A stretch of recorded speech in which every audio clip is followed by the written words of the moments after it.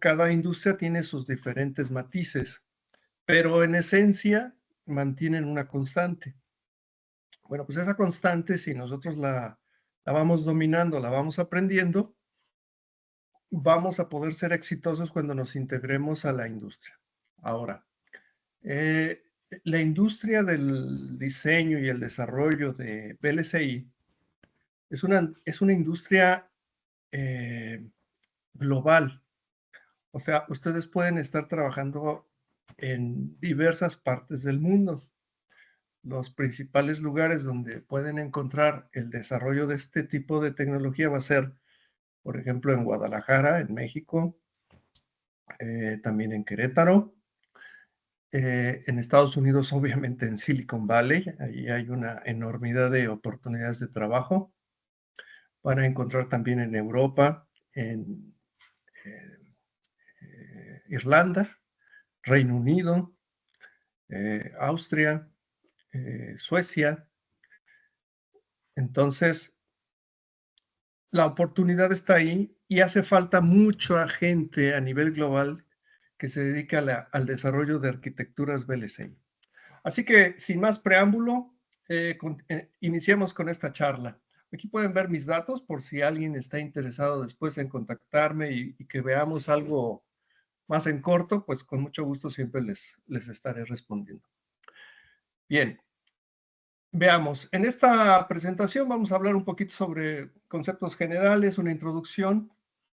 Luego vamos a ver lo que es el flujo de trabajo, habilidades y conocimientos que ustedes como estudiantes es muy bueno que los tengan bien dominados o que por lo menos tengan las bases, aunque no sean tan profundas, pero sí lo suficiente como para poder entender lo que se está haciendo en la industria. Terminamos con recomendaciones finales, preguntas y respuestas. Bien. Algo que tenemos que estar muy conscientes cuando estamos en la industria es que una industria o una empresa está para hacer dinero. Entonces, toda la investigación, todo el desarrollo que se haga, siempre su manager, si ustedes proponen algo, su manager lo primero que va a estar teniendo en mente es cuánto nos va a dejar de dinero. Eso implica que debemos de estar muy al tanto de lo que hay comercialmente. ¿Qué productos hay? ¿Cuáles son sus características? ¿Cuáles son los retos que están por resolverse? A veces en la academia nos interesamos por algún tema que es muy interesante, pero a la industria no le interesa. ¿Por qué? Porque a lo mejor es un tema que no tiene un sentido práctico, no tiene un futuro pronto. Estamos hablando que a veces son temas que tendrán una luz en 30, 40 años. La industria no puede darse ese lujo porque es muy caro mantener un staff de ingenieros. Así que es bien importante que lo que se esté desarrollando tenga un claro objetivo comercial. Y eso va en dos cosas principalmente. Evitar riesgos. La industria se van a dar cuenta que los desarrollos que se hacen no se pueden dar saltos abismales o saltos cuánticos tecnológicos porque los riesgos son excesivamente altos. Si se hace una inversión por una tecnología demasiado avanzada, llevamos el riesgo de que esa tecnología no vaya a tener el soporte suficiente y por lo tanto no sea adoptada por ningún otro tipo de empresa o por algún tipo de negocio. Así que los saltos no se pueden dar de forma indiscriminada, perdón. Y el tiempo es, por otro lado, un enemigo. El tiempo nunca nos ayuda. Siempre estamos corriendo porque como se cobra o como se tiene que gastar en un desarrollo industrial, es por horas, horas hombre. Entonces, nosotros tenemos que estar conscientes de lo que cuesta una hora de desarrollo. ¿Cuántos ingenieros vamos a tener ahí trabajando? Así que estos dos factores son muy importantes cuando se hace una propuesta de desarrollo para mejorar un producto, para resolver alguna necesidad que hay ahí. se tiene que cuidar mucho esto, que el riesgo no vaya a ser muy alto y que el tiempo de desarrollo no sea tan largo. Si lo es, tiene que haber un costo-beneficio. Así que generalmente eso lo hace un project manager. Los project managers son gente especializada en estar evaluando el riesgo, en estar evaluando los costos, en estar evaluando la cantidad de horas hombre que se necesita para desarrollar. Y al final, a partir de esa información, es que se toman las decisiones de cómo serán los proyectos. Ahora, hablando un poquito más sobre lo que es un sistema VLSI, o sea, un sistema VLSI puede ser un microprocesador, puede ser un sistema on chip, puede ser hasta una compuerta, ¿no? Pero se esperaría que VLSI es de muy alta integración, o sea que estamos hablando de millones de compuertas, y que es lo normal que ahorita estaríamos encontrando. Para poder desarrollar un sistema de este estilo, básicamente lo que nosotros lo sintetizamos o lo, vamos a decir, lo simplificamos en un conjunto de archivos que nosotros le llamamos RTL. Y por otro lado, una serie de archivos de listado de red o de retardos. Con esa información nosotros podemos ya hacer la fabricación de algún circuito. Y obviamente ese circuito pues va a tener sus no linealidades o sus retardos o sus desventajas que obviamente tienen que estar consideradas en el diseño. Ahora bien, llevar a cabo todo esto requiere de muchos pasos y requiere de mucha gente. Cuando se hace un diseño en FPGAs, hay menos riesgo. Generalmente el proceso o el flujo de desarrollo para muchas industrias si el producto va a ser de mediano volumen, solo se queda en FPGAs. Pero si el diseño se va a utilizar para grandes cantidades de producción, entonces el primer paso generalmente es poderlo implementar en un FPGA y eventualmente saltar hacia un ASIC o a un sistema on chip. La ventaja del FPGA es que el costo es menor. Claro, hay FPGAs que son muy costosos, pero no pasa de que no funciona la configuración que tenemos y tenemos que modificar la configuración y la volvemos a cargar. Entonces, eso es una ventaja, pero obviamente tiene sus desventajas en cuanto a consumo de potencia y en desempeño. No importa sea ASIC o sea FPGA, el flujo de desarrollo básicamente es el mismo. Ahora, los aspectos importantes que se tienen que hacer es que cuando se implementa el código RTL, se tiene que checar el estilo. Ahorita vamos a ver un poquito más adelante por qué se tiene que checar el estilo. A la hora que nosotros codificamos, tenemos que respetar ciertas reglas. Y para ello utilizamos una herramienta que se llama linting. No sé si ustedes han escuchado sobre el concepto del linting. También lo ocupan la gente que se dedica al desarrollo de software. Ahora bien, una vez que ese código es revisado, que cumpla con las reglas de sintaxis, pasamos a lo que es la síntesis. La síntesis no es otra cosa más que un programa que se encarga de leer el código, las líneas de código RTL y transformarlas en un listado de compuertas o en un listado de macroceldas. Listado de compuertas, generalmente si estamos trabajando con ASICs. Listado de macroceldas si estamos trabajando con FPGAs. ¿Qué cosas son muy importantes, pero muy, muy importantes y que son las que son auténticos dolores de cabeza al estar desarrollando este tipo de dispositivos? Pues lo que son los cruces de dominio de reloj y de reset. Hoy día los sistemas digitales implican tener muchos módulos. Muchas veces esos módulos son adquiridos de terceros y se tienen que incorporar al diseño que nosotros estamos trabajando. Pero muchas veces esos diseños trabajan a ciertas frecuencias, entonces no podemos trabajar todo a la misma frecuencia. Así que para poder manejar eso tenemos que agregarles cruces de dominio de reloj, circuitos especializados o configuraciones especializadas para que no tengamos pérdidas de datos, para que no tengamos efectos transitorios que nos puedan estar modificando los datos, que podamos respetar los tiempos de subida, los tiempos de retención de los flip-flops. Ajá. Entonces, esto es muy importante, poderlo tener siempre consciente al momento de estar desarrollando estos dispositivos. Otro aspecto muy importante que siempre se debe de hacer es revisar que el código RTL que se está haciendo cumpla con el análisis eh, temporal estático, o lo que se llama en inglés el STI. Nosotros recordemos que todos los flip-flops que se ocupan tienen un setup time y un hold time, ¿no? Entonces, nosotros tenemos que garantizar que todas las señales que se le van a aplicar a los flip-flops de todo el dispositivo van a tener su setup time correcto y su hold time correcto, porque de lo contrario, tendríamos problemas con pérdidas de datos.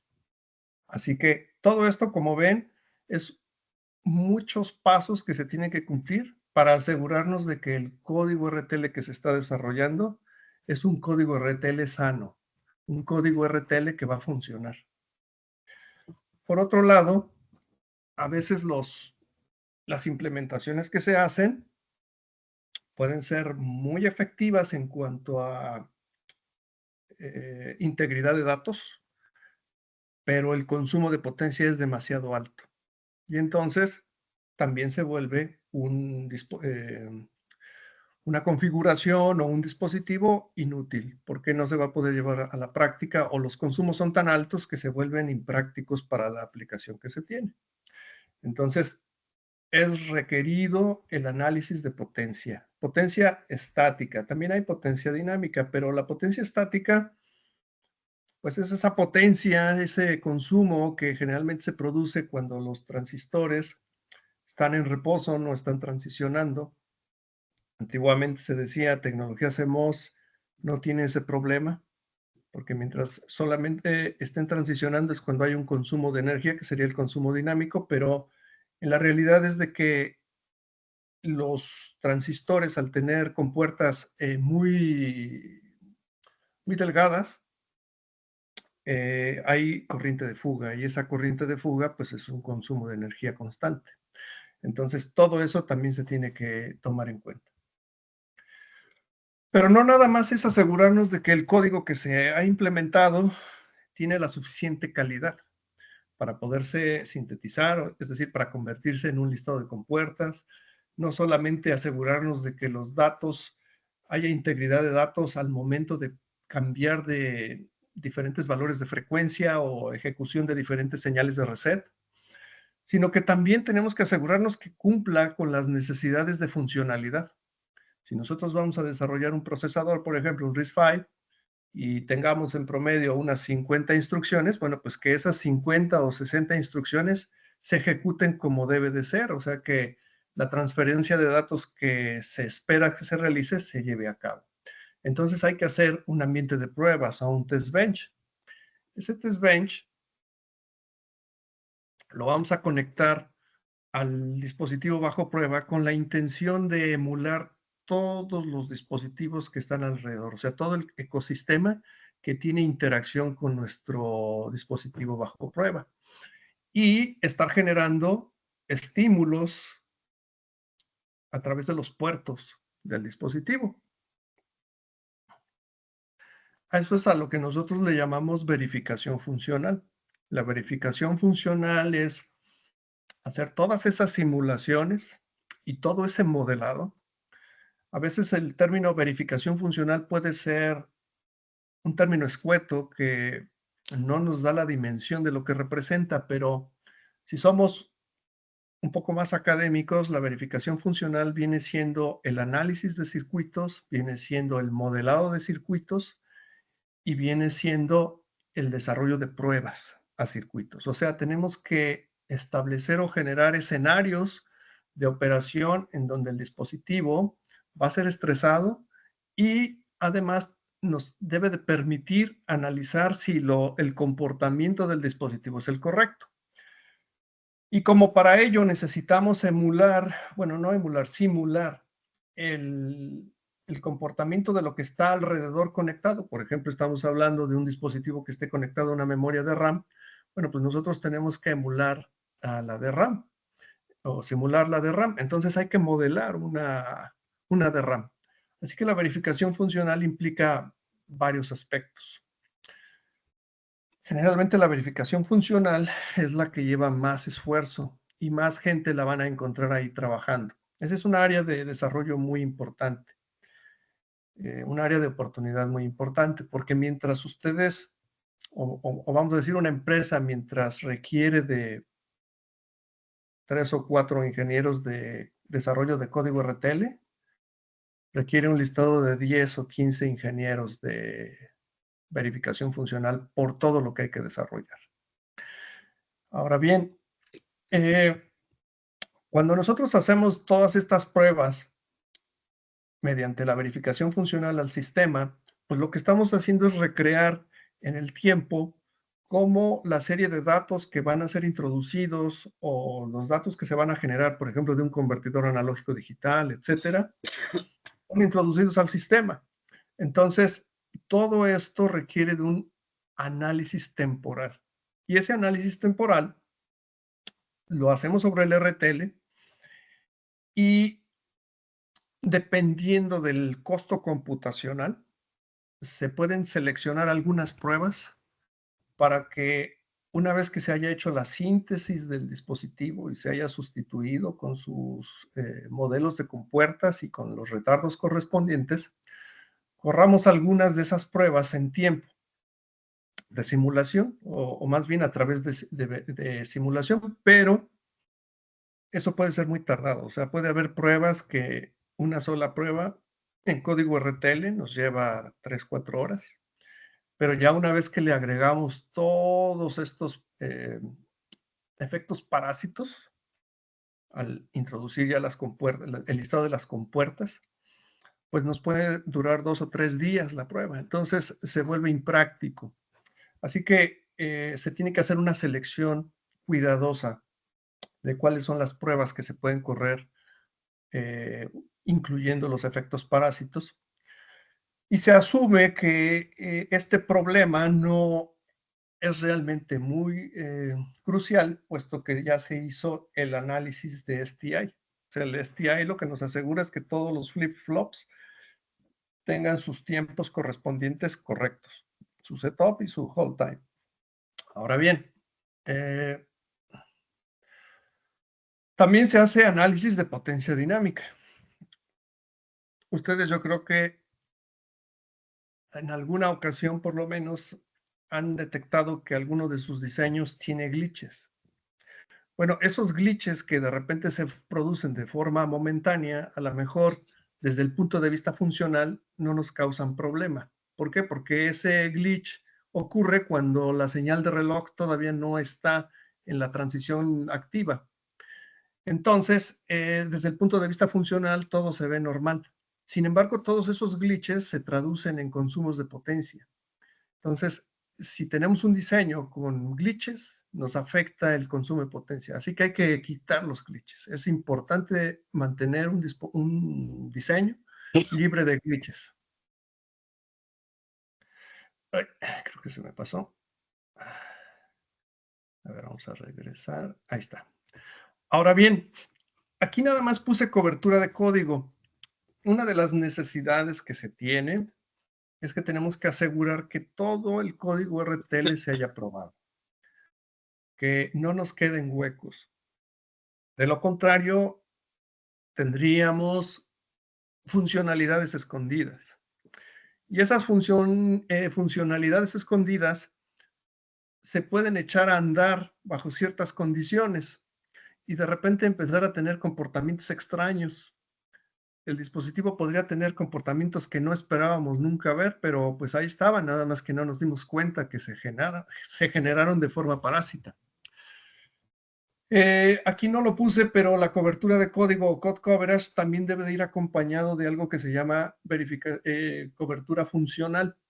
Nosotros debemos de hacer un listado de todas las funcionalidades. Ahorita voy a hablar un poco más sobre la forma de codificar todo eso, pero esas funcionalidades tenemos que asegurarnos que estén, las que necesitamos, pero también nos tenemos que asegurar que no haya otras funcionalidades que no deben de estar, o sea, el diseño tiene que ser óptimo, por lo que acabamos de mencionar.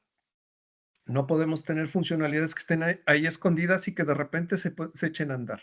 Entonces hay que tener cuidado con ello.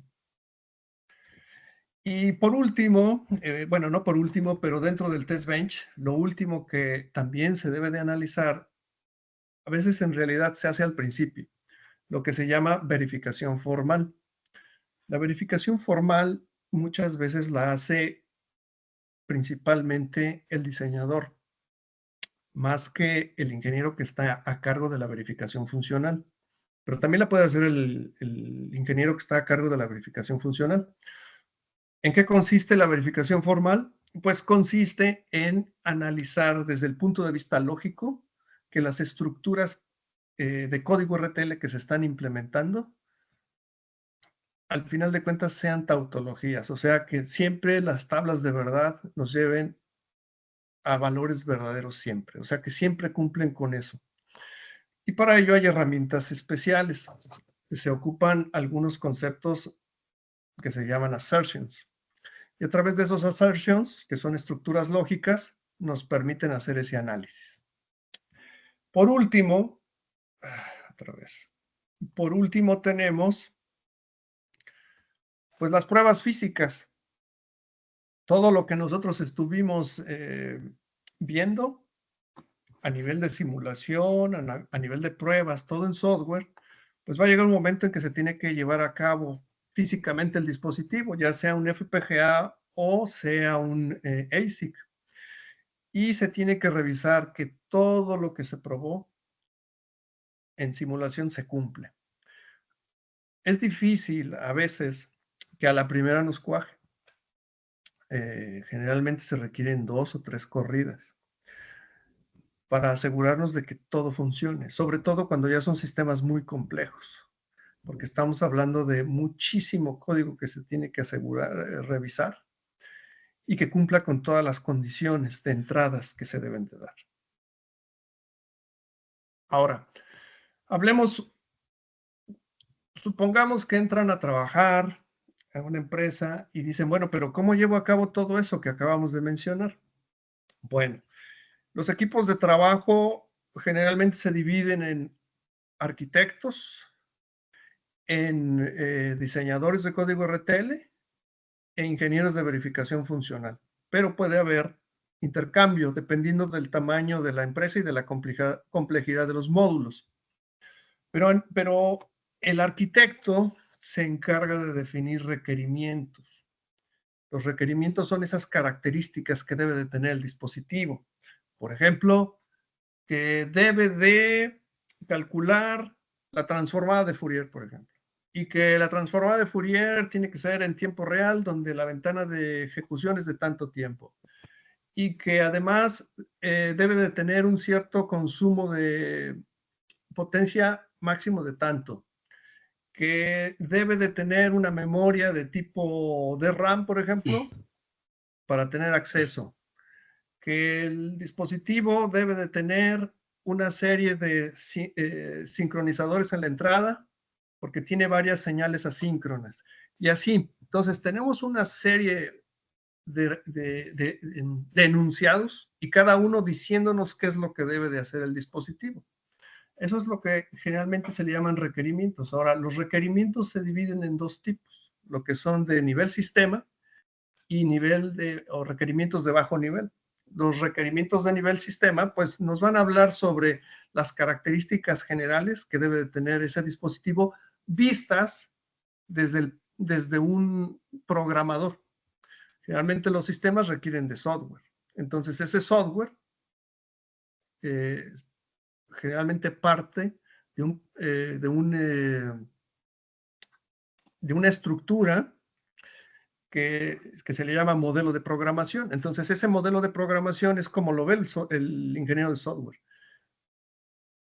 Pero todo eso que se ve a nivel de software se tiene que entender también a nivel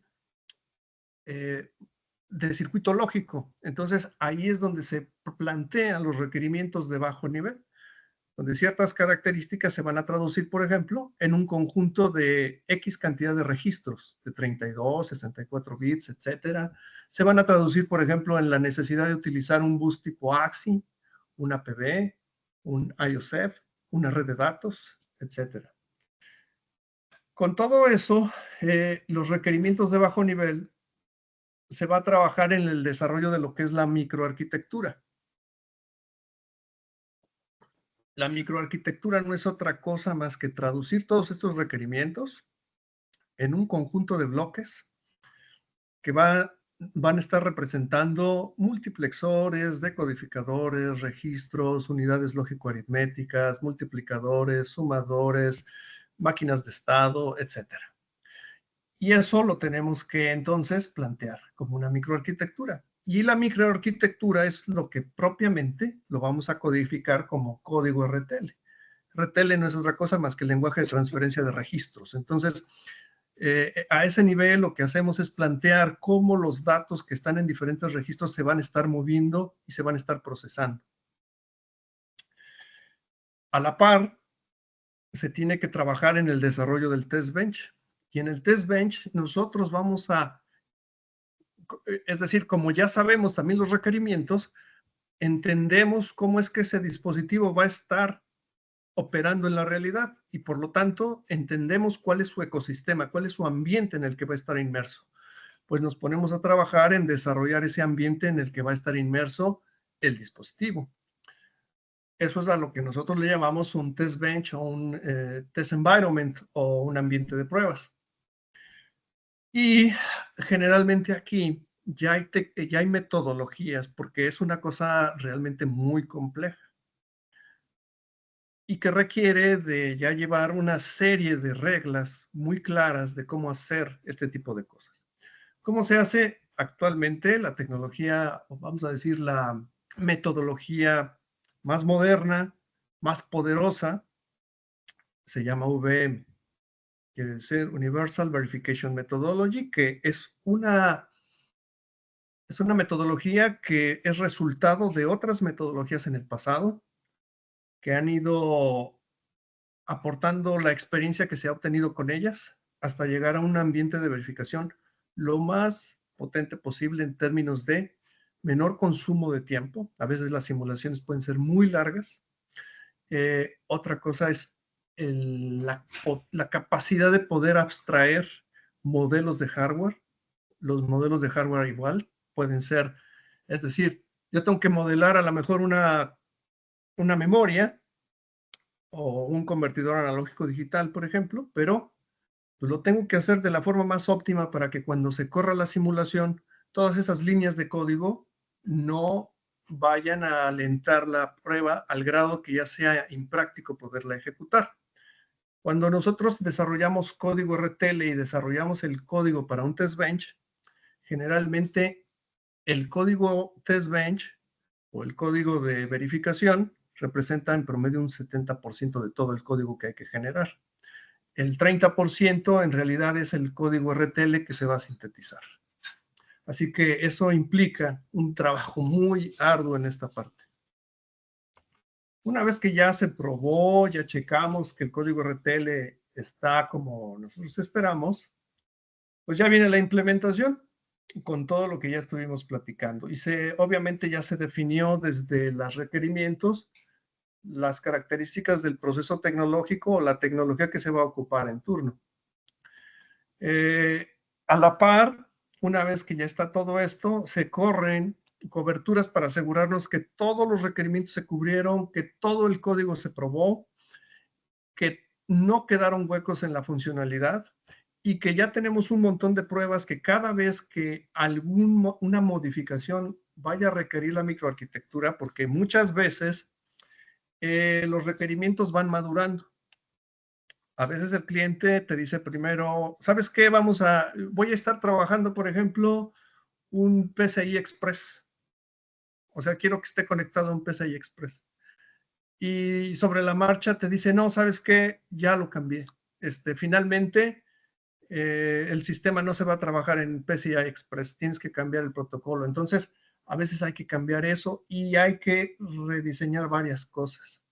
Para eso nos sirven las regresiones, para tener una base de pruebas. Generalmente son pruebas agnósticas que se pueden volver a correr y asegurarnos de que las modificaciones que se hicieron no nos afectan otros requerimientos. Obviamente las pruebas que están a cargo de checar o verificar que ciertos requerimientos fueron modificados, pues eso sí, hay que modificar esas pruebas también. Pero ya tenemos una base, no tenemos que empezar desde cero. Entonces vamos a tener una regresión o varias regresiones con varias pruebas que ya sabemos que deben de pasar, las volvemos a correr y esto es un continuo hasta que nos aseguremos de que todo ya está lo suficientemente estable.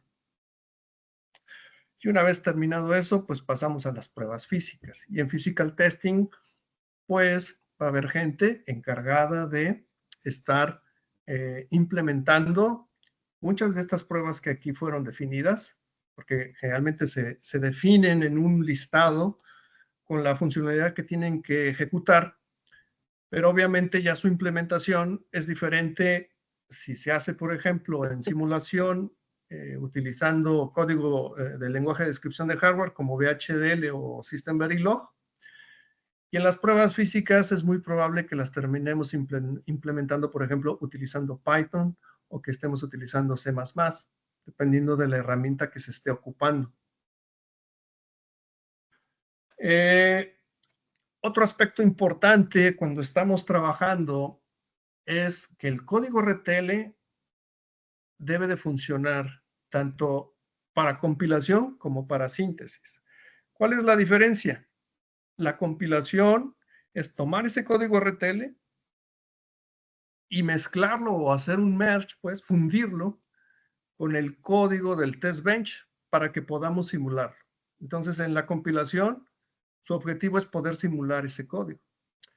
Por el otro lado, la síntesis, su objetivo es generar un circuito lógico. Al final de cuentas, en la compilación estamos modelando un circuito lógico. Y en la síntesis estamos sustituyéndolo por un circuito lógico. Y al final debe de ser el mismo circuito lógico.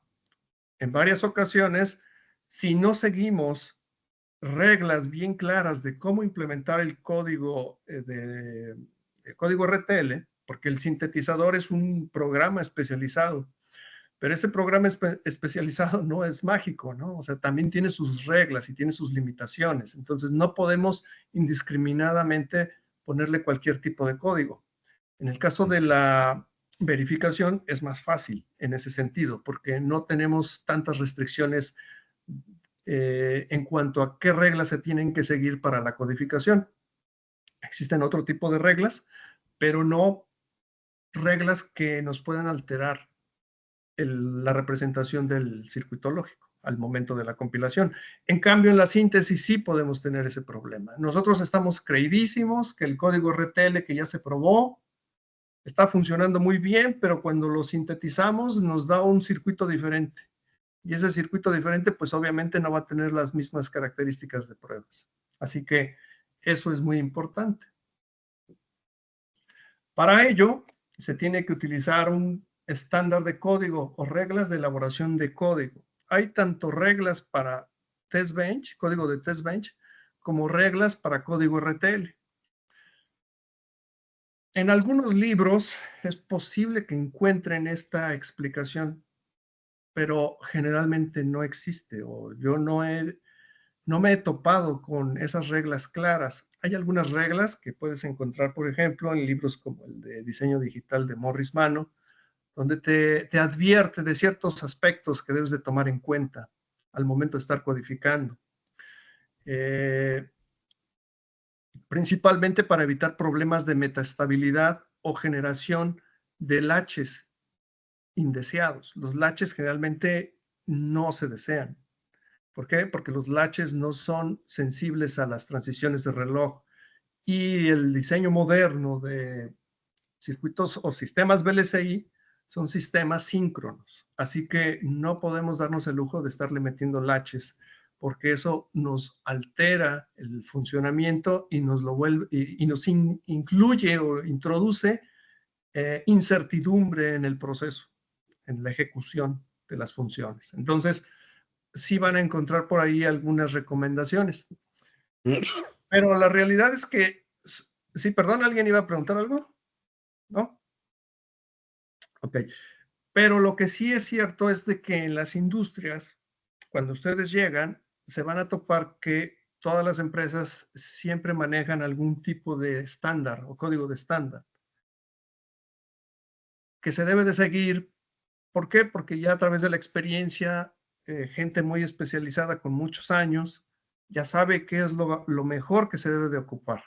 Entonces hay que acostumbrarnos a utilizar ese código, principalmente para el código RTL, para tener una síntesis exitosa, para evitar generación de señales que queden en estados de X o estados indeterminados, para evitar glitches, para asegurarnos de que tengamos cruces de dominio de reloj correctos, también de reset, para utilizar correctos sincronizadores. Los sincronizadores a veces también son una lata. Nosotros pensamos que un sincronizador de doble etapa es más que suficiente, pero depende también de algunos aspectos de la naturaleza de la señal, de la frecuencia con la que estamos operando y la naturaleza de quien está generando los datos que van a pasar a través del sincronizador y nos enfrentamos con problemas de metaestabilidad. Metaestabilidad es un problema grave porque no se puede simular. Generalmente se hacen pruebas y a través de esas pruebas se caracteriza la tecnología y se maneja de forma estadística. Pero en una simulación digital no vamos a poder probar la metaestabilidad. Así que ya hay ciertas reglas de cocina y esas reglas de cocina pues están ahí en los estándares de código o coding estándar que se llama.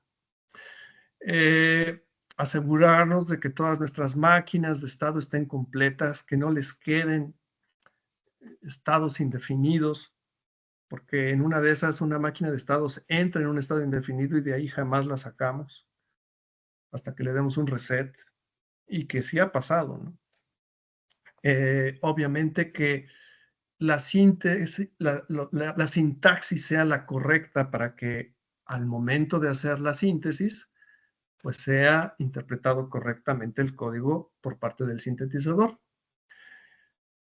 Tener apropiada generación de lógica, que es la síntesis, y apropiada parametrización. Muchas veces nosotros tenemos una IP, nosotros le llamamos IP pues, a un módulo que queremos que sea reusable, que se pueda ocupar varias veces. Por lo tanto, lo tenemos que parametrizar. Lo podemos estar implementando, por ejemplo, en código VHDL o en System Verilog. Y a veces nosotros un puerto, por ejemplo, lo definimos directamente como un vector con una magnitud fija, por ejemplo, de 7 a 0. Bueno, eso hay que evitarlo. O sea, lo que tenemos que hacer es parametrizarlo.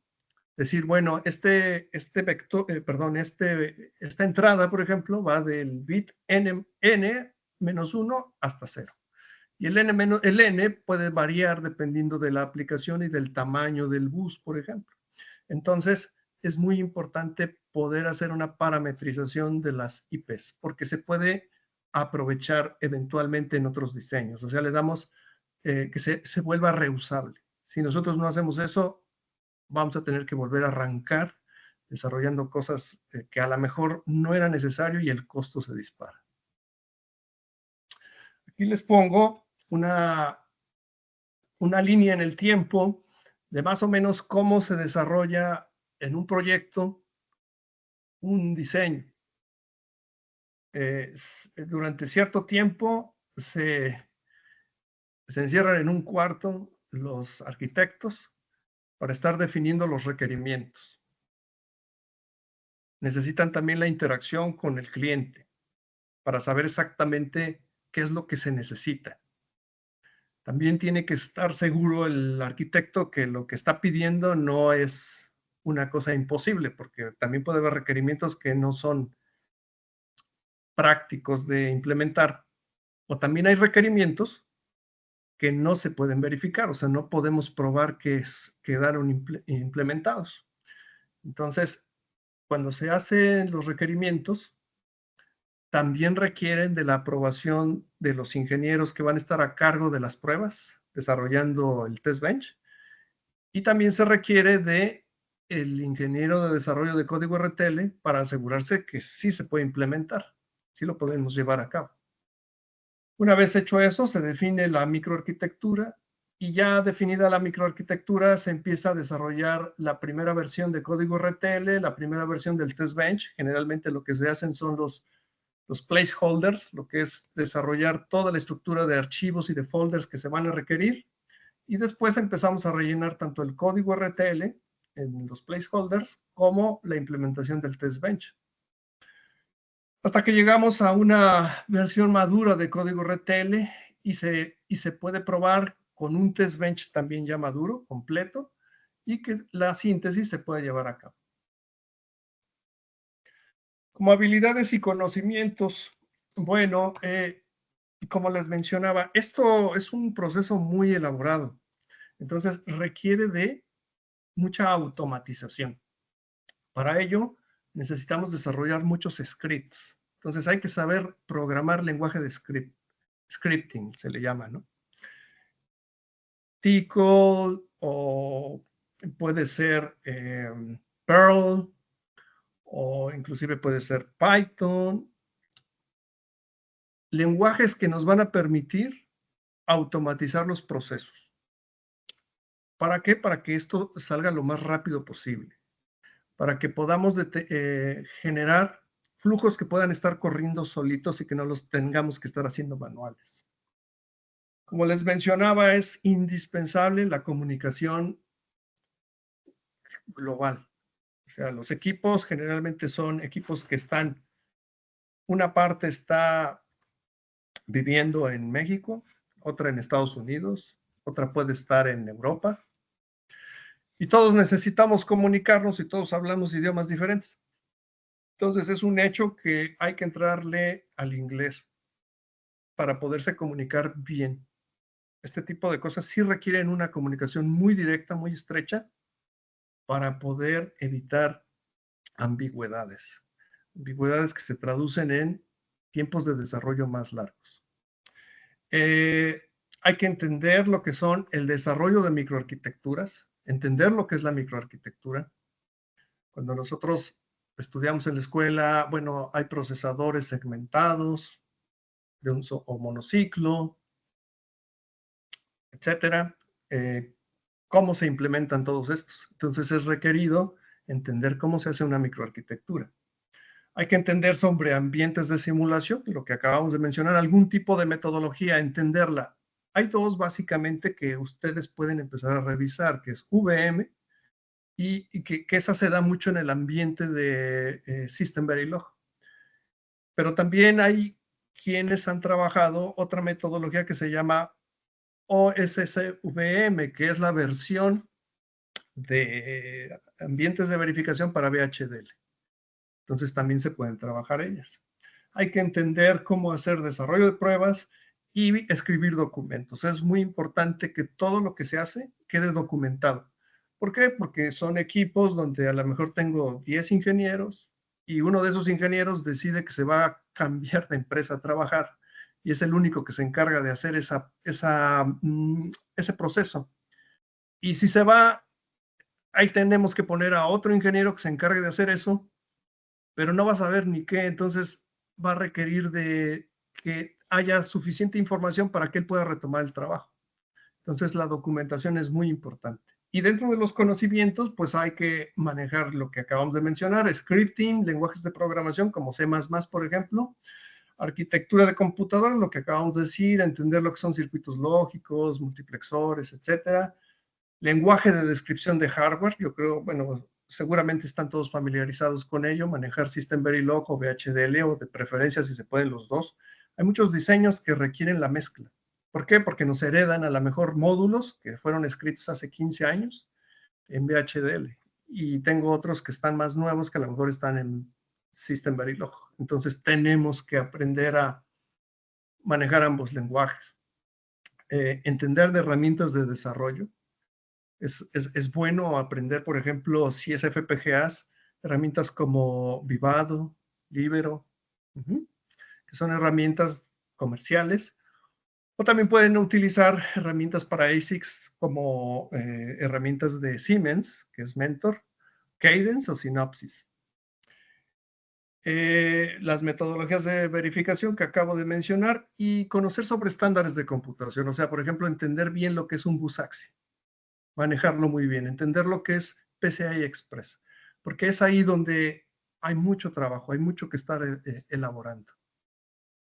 Un I2C, por ejemplo, un SPI, etc. Recomendaciones finales. Bueno, es un aprendizaje continuo.